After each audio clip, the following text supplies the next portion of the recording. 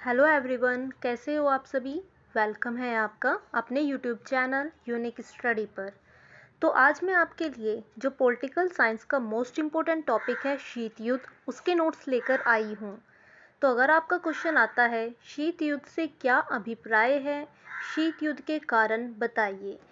ये question most important question है। ये हर बार एग्ज़ाम में आता है कि शीत युद्ध से आपका क्या अभिप्राय है, इसके कारण और परिणाम बताइए। कभी वो कारण पूछ लेते हैं तो वह कभी परिणाम पूछ लेते हैं। तो ये क्वेश्चन बहुत इम्पोर्टेंट है। तो आइए अब हम इस क्वेश्चन का आंसर देख लेते हैं। शीत युद्ध से हमारा अभिप्राय यह है कि जब दो या दो से अधिक देशों के बीच में तनाव की स्थिति हो लेकिन युद्ध न हो, इसे हम क्या बोलते हैं, शीत युद्ध। शीत युद्ध हम किसे बोलते हैं, जब दो या दो से अधिक देशों के बीच में तनाव बना रहता है, उनके बीच में झगड़े होते रहते हैं, ये लगता है कि युद्ध कभी भी हो सकता है लेकिन इसके बावजूद भी युद्ध नहीं होता, इसे हम क्या बोलते हैं, शीत युद्ध। क्या बोलेंगे इसको हम, शीत युद्ध। द्वितीय विश्व युद्ध के बाद द्विध्रुवीयता का उदय हुआ। द्वितीय विश्व युद्ध के बाद दो महाशक्तियां उभर कर आई थी, एक थी सोवियत संघ और दूसरी थी संयुक्त राज्य अमेरिका। तो द्वितीय विश्व युद्ध के बाद दो महाशक्तियां उभर कर आई थी, एक थी सोवियत संघ और दूसरी थी संयुक्त राज्य अमेरिका। दोनों महाशक्तियां विश्व में अपना वर्चस्व करना चाहती थी, अपना दबदबा जमाना चाहती थी, इसलिए उनमें मतभेद और तनाव रहते थे। यानी कि दोनों महाशक्तियां चाहती थी कि सभी देशों पर उनका नियंत्रण हो, वह सब जगह अपना दबदबा जमा कर रखे, इसलिए दोनों में हथियारों की होड़ मच गई थी। इतना ज़्यादा तनाव होने के बावजूद भी दोनों के बीच में युद्ध नहीं हुआ, क्योंकि दोनों महाशक्तियां जानती थी कि दोनों के पास परमाणु हथियार है। क्योंकि दोनों महाशक्तियां जानती थी कि जो परमाणु हथियार है वो अमेरिका के पास भी है और सोवियत संघ के पास भी है, इसलिए वो युद्ध नहीं करते थे। क्योंकि अगर युद्ध हो भी जाता है तो इसका जो नुकसान है वो दोनों देशों को होगा, अमेरिका को भी और सोवियत संघ को भी। इसलिए दोनों देश युद्ध नहीं करते थे। दोनों देशों को पता था अगर युद्ध होगा तो यह दोनों के लिए ही बहुत ज़्यादा खतरनाक होगा। इसलिए युद्ध की स्थिति बनते हुए भी पूंजीवादी संयुक्त राज्य अमेरिका और साम्यवादी सोवियत संघ के बीच कभी भी युद्ध नहीं हुआ, इसलिए इसी को ही हम शीत युद्ध कहते हैं। तो अगर आपका क्वेश्चन आता है शीत युद्ध से क्या अभिप्राय है, इसके क्या कारण है, तो आपको सबसे पहले शीत युद्ध की ये डेफिनेशन देनी है। आपको जो हेडिंग इम्पोर्टेंट लगती है आपको उसको ब्लैक कलर के पेन से हाईलाइट कर देना चाहिए, ताकि वो टीचर को अलग ही दिख जाए। तो आपको इस तरीके से हाईलाइट कर देना चाहिए। तो आइए अब हम शीत युद्ध के कारण देखते हैं। तो आप सभी को इस तरीके से वेब चार्ट जरूर बनाना चाहिए। मैं तो आप सभी को यही एडवाइस करूंगी कि आप जब कोई भी आंसर लिखते हैं, अगर उसमें बहुत सारे पॉइंट्स है, हेडिंग है, तो आपको वेब चार्ट जरूर बनाना चाहिए। इसमें टाइम वेस्ट नहीं होता है, बड़ी जल्दी बन जाता है वेब चार्ट और बहुत अट्रैक्टिव भी लगता है, अच्छा लगता है। एग्जामिनर इधर ही आपकी सभी हेडिंग्स को देख लेते हैं कि आपने कौन कौन सी हेडिंग लिखी है, और एग्जामिनर को वो बहुत ज़्यादा अच्छा भी लगता है। तो आइए अब हम शीत युद्ध के उदय के कारण देखते हैं कि शीत युद्ध क्यों उत्पन्न हुआ, इसके क्या कारण थे। अमेरिका का परमाणु कार्यक्रम। सेकंड पॉइंट, परस्पर विरोधी प्रचार। थर्ड पॉइंट, हथियारों की होड़। संयुक्त राष्ट्र संघ की दुर्बलता। संयुक्त राष्ट्र संघ के द्वारा बार बार वीटो पावर का प्रयोग करना। क्यूबा मिसाइल संकट। वैचारिक मतभेद। विश्व की सबसे बड़ी महाशक्ति बनने की होड़।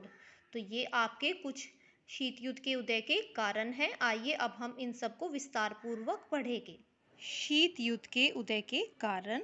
फर्स्ट पॉइंट है अमेरिका का परमाणु कार्यक्रम। द्वितीय विश्व युद्ध के बाद अमेरिका ने परमाणु कार्यक्रम करने शुरू कर दिए थे। अमेरिका ने अपना वर्चस्व दिखाने के लिए जापान के दो शहर हिरोशिमा और नागासाकी पर बम गिरा दिए, और अमेरिका ने इसकी जानकारी किसी को भी नहीं दी।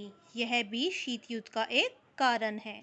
शीत युद्ध का एक यह महत्वपूर्ण कारण बना।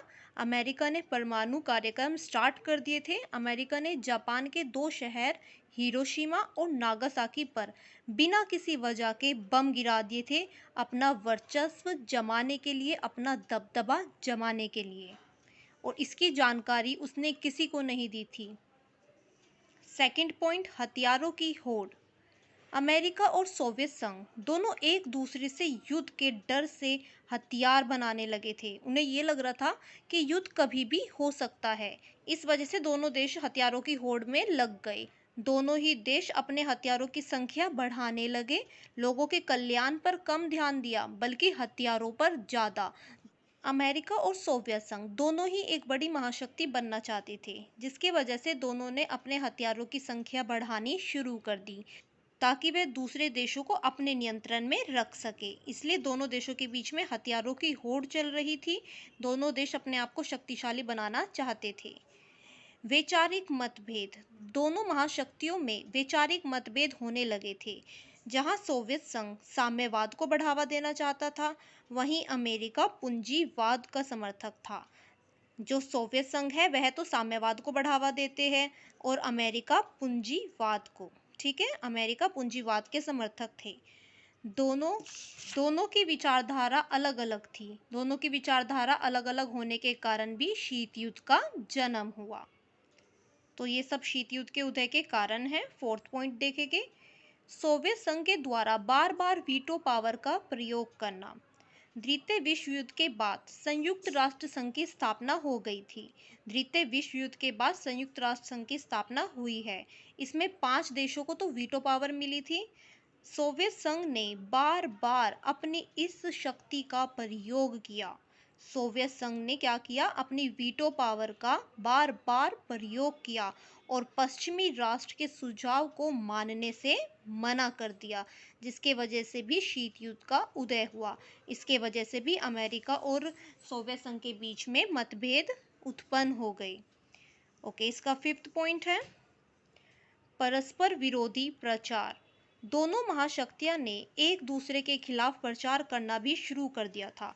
कभी सोवियत संघ अमेरिका की आलोचना करता था तो कभी अमेरिका सोवियत संघ की आलोचना करती थी। इसकी वजह से भी शीत युद्ध का उदय हुआ है, क्योंकि दोनों ही देश एक दूसरे की आलोचना कर रहे थे, जिसकी वजह से उनके बीच में मतभेद उत्पन्न हो गए और शीत युद्ध का उदय हुआ। सिक्स्थ पॉइंट, संयुक्त राष्ट्र संघ की दुर्बलता। संयुक्त राष्ट्र संघ दोनों महाशक्तियों के बीच में तनाव को दूर करने में सफल नहीं हो पाई। जो संयुक्त राष्ट्र संघ थी वो दोनों महाशक्तियों के बीच में तनाव को दूर करने में सफल नहीं हो पाई थी। यह भी शीत युद्ध का एक सबसे बड़ा कारण बना। शीत युद्ध के उदय का यह भी एक सबसे बड़ा कारण बना। तो मैं आप सबको इन नोट्स की PDF फाइल भी टेलीग्राम पर शेयर करूंगी। आप उधर से इन सब की PDF फाइल को डाउनलोड कर सकते हैं। मैं आप सबको डिस्क्रिप्शन में लिंक शेयर कर दूंगी। तो आइए पॉइंट नंबर 7 देखते हैं। विश्व की सबसे बड़ी महाशक्ति बनने की होड़। अमेरिका और सोवियत संघ दोनों ही विश्व की सबसे बड़ी महाशक्ति बनना चाहते थे, इसलिए इनमें हथियारों की होड़ शुरू हो गई थी। इन सब की वजह से भी शीत युद्ध शुरू हुआ।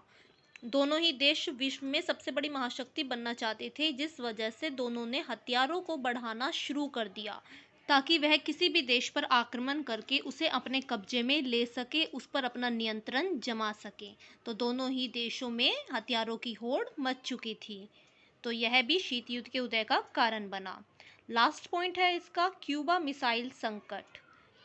क्यूबा अमेरिका के तट से लगा हुआ एक छोटा सा द्वीपीय देश है, लेकिन इसका जो लगाव है वो सोवियत संघ के साथ है। इसलिए सोवियत संघ को डर था कहीं अमेरिका क्यूबा पर हमला ना कर दिए।